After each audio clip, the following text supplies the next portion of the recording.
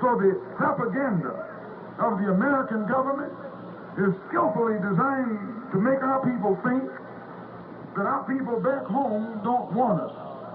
The government. This is government propaganda.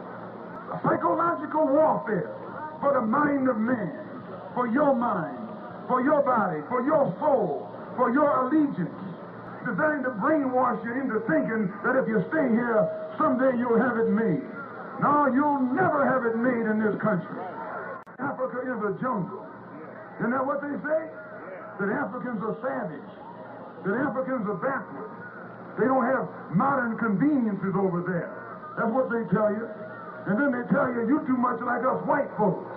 What would you do? How would you live if you go back over there? And some of these old dumb, brainwashed, handkerchief-head, 20th century intellectual Negroes, first thing they tell you when you say something about, let's go back home, I haven't lost anything in Africa. No, you lost it all right here.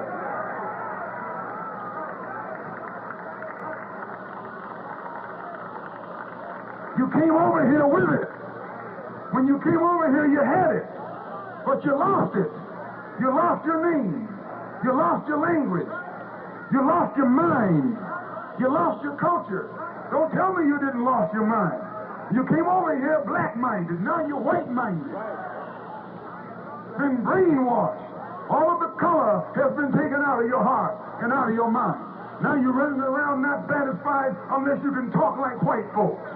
Unless you can walk like white folks. Unless you can eat and sleep like white folks. You are a white black man.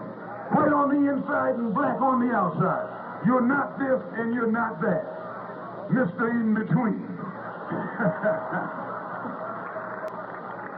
And don't nobody want you.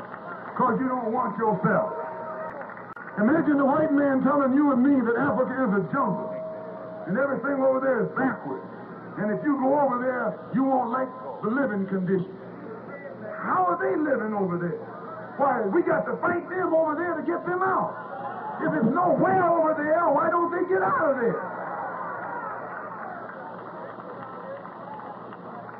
Why did Lumumba have to fight to get the Belgians out of the Congo?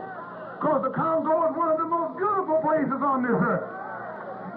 If it wasn't beautiful, the white man wouldn't be there. You got the white man all over there. He's everywhere over there, living like a king.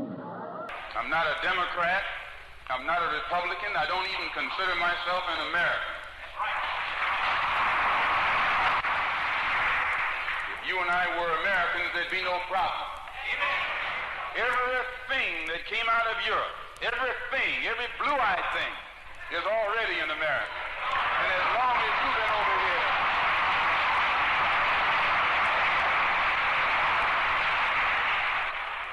as long as you and I have been over here, we aren't Americans yet. Well, I am one who doesn't believe in deluding myself. Being here in America doesn't make you an American. Being born here in America doesn't make you an American. No, I'm not an American. I'm one of the 22 million black people who are the victims of Americanism.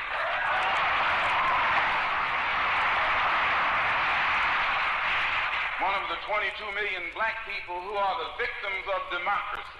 Nothing but disguised hypocrisy.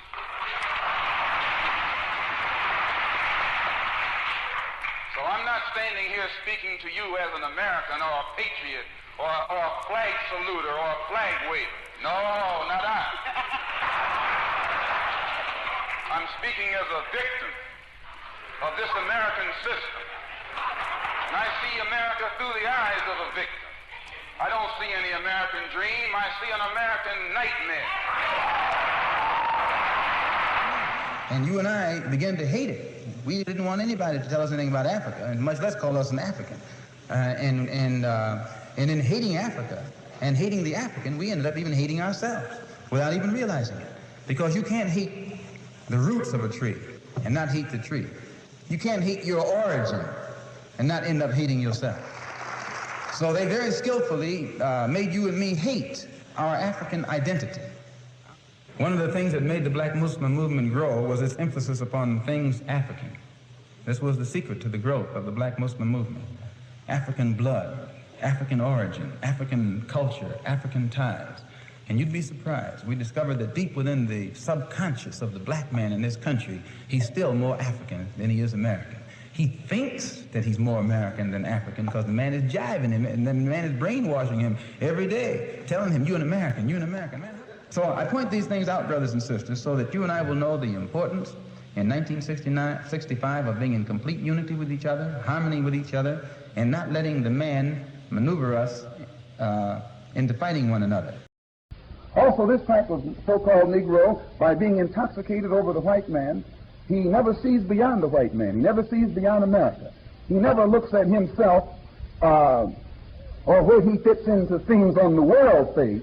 He only can see himself here in America, on the American stage or the white stage, where the white man is in the majority, where the white man is the boss.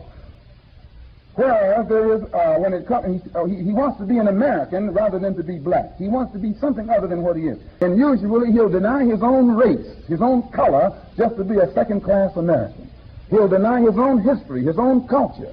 He'll deny all of his brothers and sisters in Africa, in Asia, in the East, just to be a second-class American.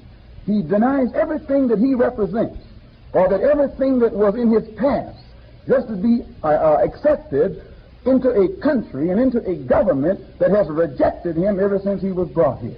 Well, this Negro is sick. He has to be sick.